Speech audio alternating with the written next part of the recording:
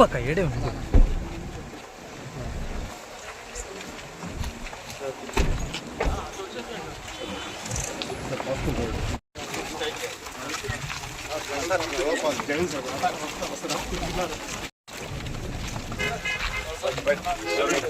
అన్నా మీరు మా వెనకలు ఏంటన్నా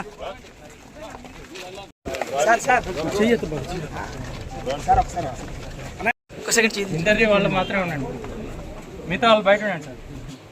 ఏడాది క్రితం అధికారం లేకొచ్చిన చంద్రబాబు నాయుడు గారి ఆధ్వర్యంలో అధికారం లేకొచ్చిన కూటమి ప్రభుత్వం రావడానికి ముందు బరి తెగించి ఏదైతే డిక్లేర్ చేశారో, మేము వస్తే రెడ్ బుక్ రాజ్యాంగం ఉంటుంది, రెడ్ బుక్ పాలన ఉంటుంది, ఏదో మాటలు చెప్తున్నారు అనుకున్నాం. కానీ దాని పర్యవసానాలు వచ్చినప్పటి నుంచి వాళ్ళు మొత్తం అన్ని వ్యవస్థలను భ్రష్టు పట్టించి, ముఖ్యంగా పోలీసు వ్యవస్థను,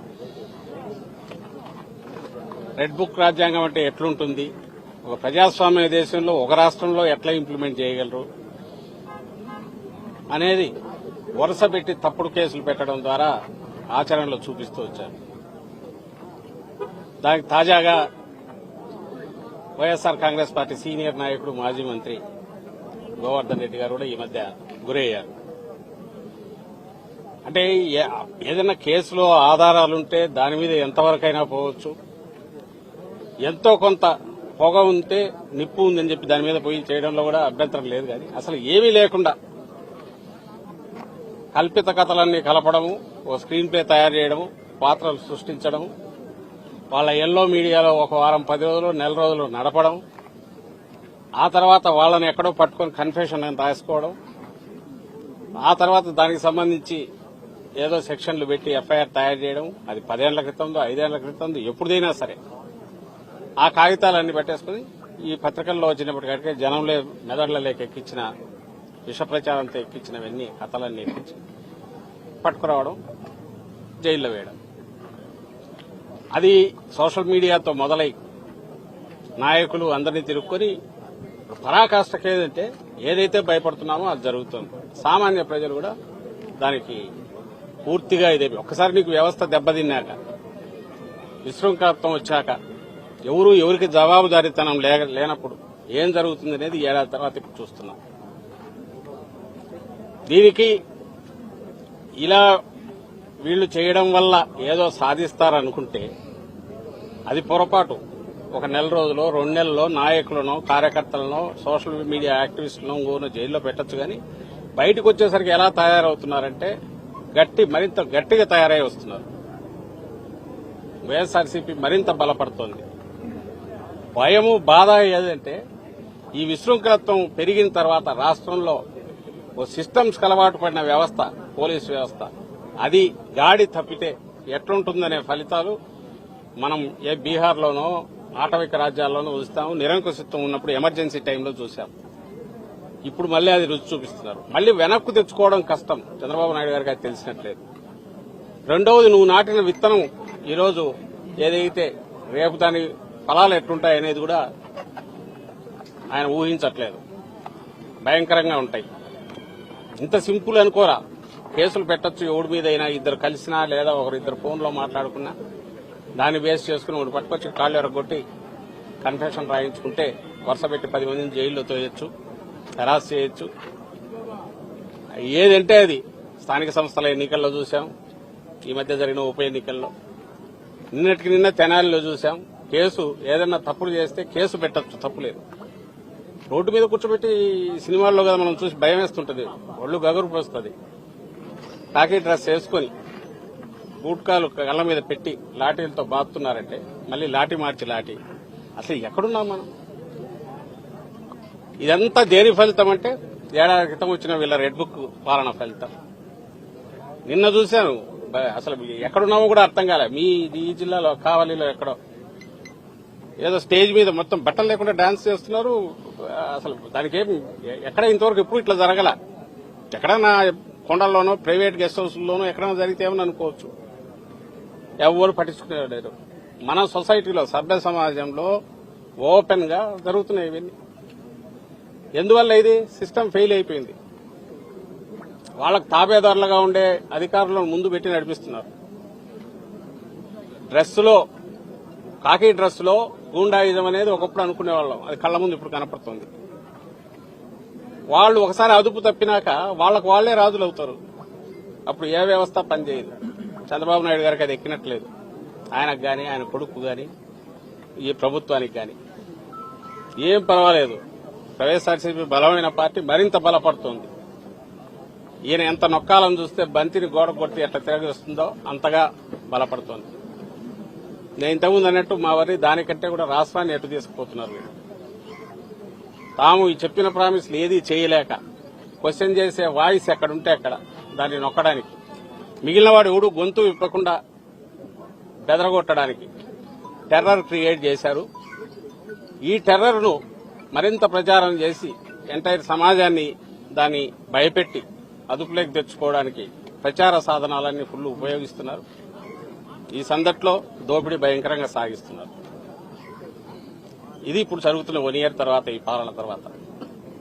ఈరోజు కాకాని గోవర్ధన్ రెడ్డి గారు గట్టిగా గొంతు వినిపించే నాయకుడు. ఆయన మీద గురి పెట్టినప్పుడే అనుకున్నాం, ఆయన మాట్లాడుతున్నాడు అన్నప్పుడే ఈయన మీద ఒక గురి పెడతారని. సీనియర్ నాయకులు ఎవరుంటే వాళ్ళ మీద గురి పెడుతున్నారు. తద్వారా ఏ రకంగా అయినా సరే పార్టీని బలహీనం చేయాలి, ప్రతిపక్షం అనేది లేకుండా చేయాలని చూస్తున్నారు. అది అసాధ్యం. అందులోనూ వైఎస్ఆర్సీపీ లాంటి పార్టీని, జగన్మోహన్ రెడ్డి గారి లాంటి నాయకుడు, అంత పట్టుదల కలిగిన పటిమ ఉన్న నాయకుడిని వాళ్ళు ఏం చేయలేరు. దానివల్ల ఏమవుతుందంటే పార్టీ మరింత బలపడుతుంది. థ్యాంక్స్ టు చంద్రబాబు నాయుడు గారు. ఎస్, 2 నెలలు అందరం పోవచ్చు. వాళ్ళు ఎవరి మీద అందరి మీద కేసులు ఉన్నాయి, ఎప్పుడైనా పోవచ్చు. అంతకుమించి చేసుకోగలిగేది ఏంటి.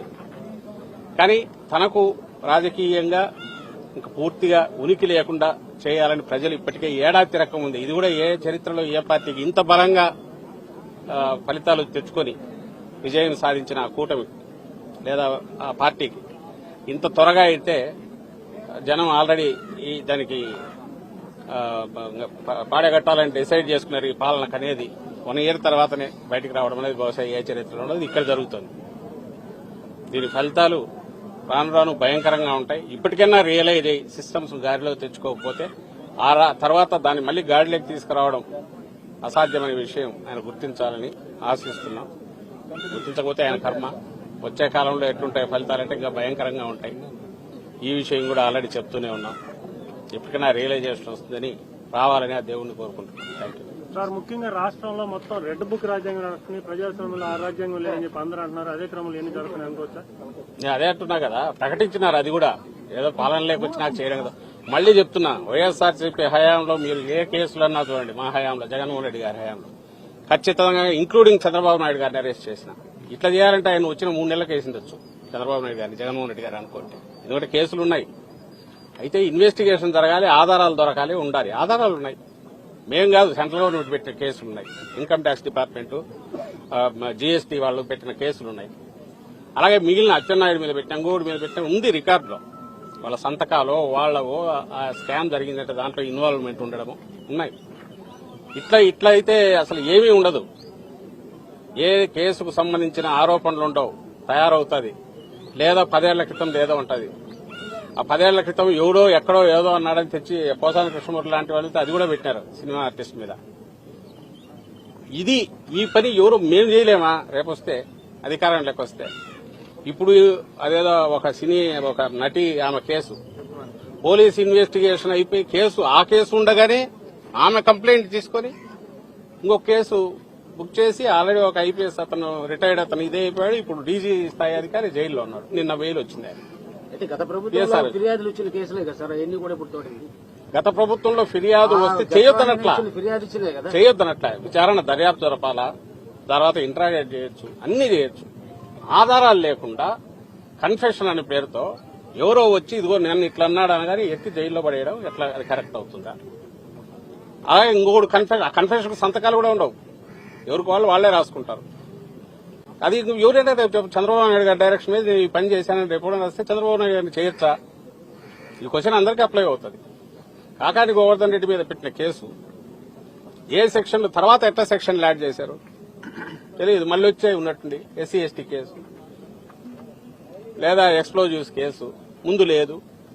మైన్స్ అండ్ మినరల్స్ యాక్ట్ కింద అసలు అవన్నీ బెయిలబుల్ సెక్షన్స్.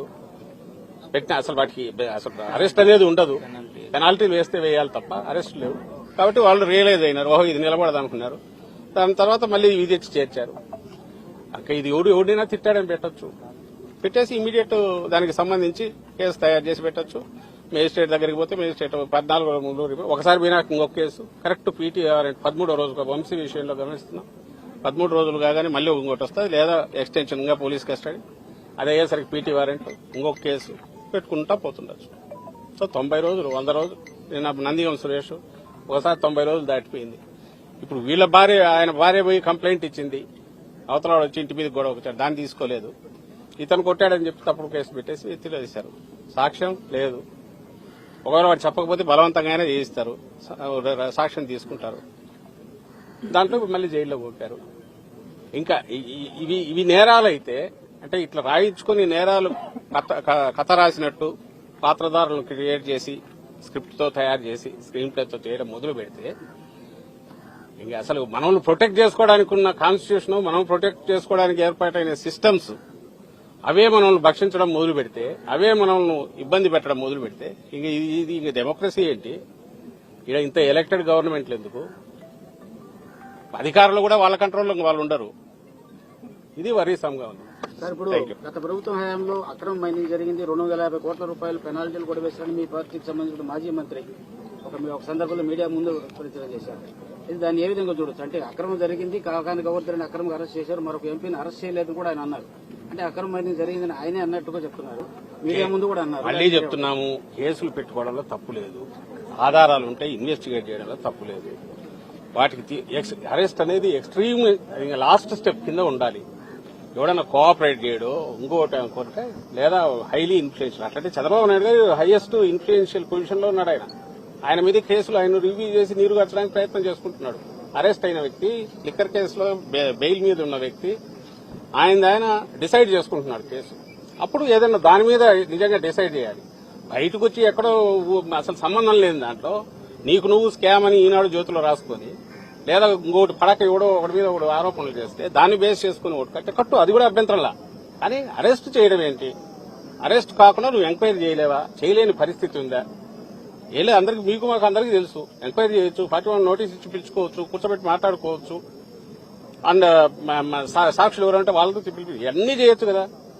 ఇంట్రాగేషన్ చేసుకోవచ్చు, ఇన్వెస్టిగేషన్ చేసుకోవచ్చు. ఇది ఎక్స్ట్రీమ్ స్టెప్ ఏదుందో దీన్ని చేయడానికి క్వశ్చన్ చేస్తున్నాం. ఆ ఎక్స్ట్రీమ్ స్టెప్ కు వెళ్లడానికి ముందు తతంగం నడిపేది ఫార్స్, అది కనపడుతుంది కళ్ల ముందు, దాన్ని క్వశ్చన్ చేస్తున్నాం. సోషల్ మీడియా కేసులన్నీ అలాంటివే. ఎవరో ఏదో చెప్పారు, వాడెక్కడో ఏదో అన్నారని చెప్పి దాని మీద డైరెక్షన్ ఇచ్చి వరుస పెట్టి అందరినీ తీసుకొని వస్తున్నారు. ఇంకా వరుస పెట్టి 10 ఏళ్ల క్రితం దగ్గర నుంచి పోస్టులని తీస్తున్నారు. ఎవడు దాన్ని సోషల్ మీడియాలో అబ్యూజ్ చేయడము, అసహ్యంగా రాయడం ఎవడు భరించారు. అందులో వైఎస్ఆర్సీపీ కానీ జగన్మోహన్ రెడ్డి గారు కానీ అలాంటి వాటికి ఎప్పుడు సపోర్ట్ చేయరు. ఉంటే గిట్టి ఉంటే వాళ్ళకి ఆ కల్చర్ ఉంది. బట్ దానికి సంబంధించి కేసులు పెడితే దాని ప్రొవిజన్లు దానికి ఉన్నాయి. అలాంటి దాన్ని తీసుకొచ్చి కిడ్నాప్లు, సుపారీ కిల్లింగ్ల సెక్షన్ పెట్టి నువ్వు అరెస్ట్ చేస్తే దానికి అంతెక్కడుంది? దీన్ని మేము క్వశ్చన్ చేస్తున్నాం. ఇది తప్పు. ఆ తప్పు ఎక్కువ చేసే కొద్దీ సిస్టమ్ కొలాప్స్ అయితే అది అందరికీ చుట్టుకుంటుంది. అది ఈ రోజు మాకు ఇదైంది, మొదలైంది, ఏం పర్లేదు, పోతే నెల 2 నెలలు ఉంటాం వస్తాం. ఎందుకంటే పాలిటిక్స్ లో ఉన్నాక ఈ మధ్య జగన్మోహన్ రెడ్డి గారు ప్రిపేర్డ్నెస్ అనేది ఉండక తప్పేట్లేదు, అరెస్ట్ అనేది తప్పేట్లేదు. బట్ దీన్ని రుచి మరిగినాక సిస్టమ్, ఇంకా తర్వాత నీ కంట్రోల్ ఎవరి కంట్రోల్ ఉండదు. దారుణ ప్రతి ఒక్కరికి తగులుకుంటాయి. అది సులభం. ఓ పవర్ఫుల్ పొలిటికల్ పార్టీ వాళ్ళే ఇంత క్యాజువల్ గా చేయగలిగినప్పుడు సామాన్యులు, మీలాంటి జర్నలిస్టులు, ఇంకా బయట కూడా నా వాయిస్ రైజ్ చేయాలనుకున్నాడు, వాళ్ళ పరిస్థితి ఊహించుకోండి ఎట్లుంటుందో.